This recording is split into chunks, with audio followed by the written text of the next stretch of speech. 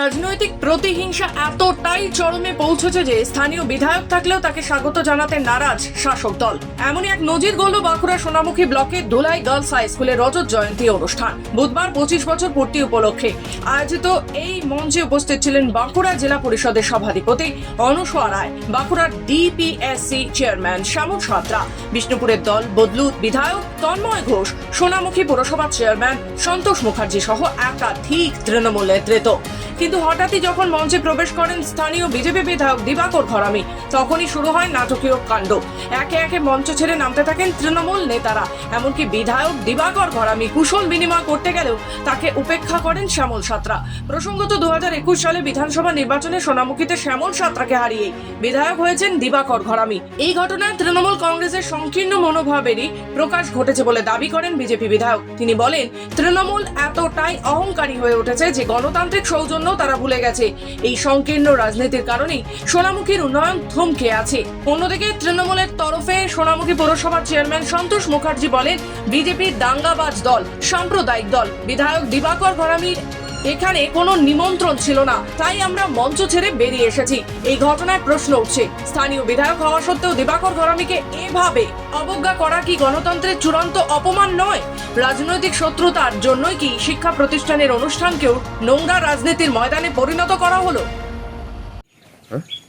গতকাল সোনামুখীর ধুলাই উচ্চ বালিকা বিদ্যালয়ে 25 বছর পূর্তি উপলক্ষে রজত জয়ন্তী অনুষ্ঠান ছিল। সেই স্কুলের অনুষ্ঠানে আমাকে আমন্ত্রণ জানিয়েছিলেন স্কুল কর্তৃপক্ষ। সেই আমন্ত্রণে সাড়া দিয়ে আমি যথারীতি উপস্থিত হয়েছিলাম। তো আমি যখন ঢুকছি তখন দেখছি মঞ্চে বসে আছে তৃণমূল কংগ্রেসের শ্যামল সাঁতরা, পৌরসভার চেয়ারম্যান সন্তোষ মুখার্জি এবং বাঁকুড়া জেলা পরিষদের সভাধিপতি অনুসোয়া রায় মহাশয়া সহ আরও বিভিন্ন তৃণমূল নেতৃত্ব আছেন। এবং তার সঙ্গে আছেন যিনি বিধানসভার ভেতরে বলেন বিজেপি আর বিধানসভার বাইরে এসে বলেন তৃণমূল, সেই তন্ময় ঘোষ, বিষ্ণুপুরের বিধায়ক, তিনিও ছিলেন। তো আমি মঞ্চের কাছাকাছি যেতেই ওনারা মঞ্চ থেকে নেমে যায়। আমি বুঝতে পারিনি ওনারা কেন নেমে যাচ্ছিলেন। তো আমি গিয়ে তবু সৌজন্য বিনিময় করলাম, জিজ্ঞেস করলাম ভালো আছেন, কথা বললাম। তো ওনারা চলে গেলেন। তো পরে আমি বুঝতে পারলাম বিষয়টা, ওনারা আমি এসেছি বলে চলে গেছেন। তো এলাকার মানুষ দেখেছে বিষয়টা যে কিভাবে হয়েছে, কেন হয়েছে। আজকে এত ছোট মানসিকতার পরিচয় তৃণমূল কংগ্রেসের মধ্যে আছে, যার জন্য বাংলার উন্নয়ন হয়নি, সোনামুখীর উন্নয়ন হয়নি। দেখুন, আজকে ধুলাই গার্লস হাই স্কুলে 25 বছর পূর্তি অর্থাৎ রজত জয়ন্তী অনুষ্ঠান চলছিল এবং অনুষ্ঠানে যথারীতি উদ্বোধক হিসেবে সভাধিপতি অনুসোয়া দেবীর নাম ছিল, বিষ্ণুপুরের বিধায়ক তন্ময় ঘোষের নাম ছিল, আমি সোনামুখীর চেয়ারম্যান হিসেবে কার্ডে আমাদের নাম ছিল।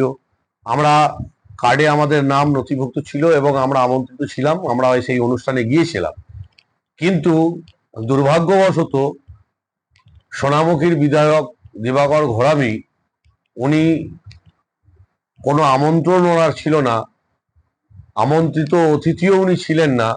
অনাহুতের মতো সেই অনুষ্ঠানটাকে পণ্ড করার জন্যে মঞ্চে উঠে যান এবং স্বাভাবিকভাবেই একটা সাম্প্রদায়িক দল, দাঙ্গাবাজ দল, সেই দলের প্রতিনিধির সঙ্গে আমরা বামাটি মানুষের তৃণমূল পার্টির কর্মী সমর্থকরা কোনোভাবেই দাঙ্গাবাজ সাম্প্রদায়িক ধর্মীয় গোড়ামি নিয়ে যারা রাজনীতি করে তাদের সঙ্গে মঞ্চ শেয়ার করি না। আমাদের নীতিগত বিরুদ্ধ এটা। তাই আমরা সেখান থেকে মঞ্চ থেকে আমাদের সমস্ত তৃণমূল কংগ্রেসের যত নেতৃত্ব ছিল, সরকারি প্রশাসনিক স্তরে যারা ছিল, তারা প্রত্যেকেই আমরা সেখান থেকে প্রস্থান করেছি।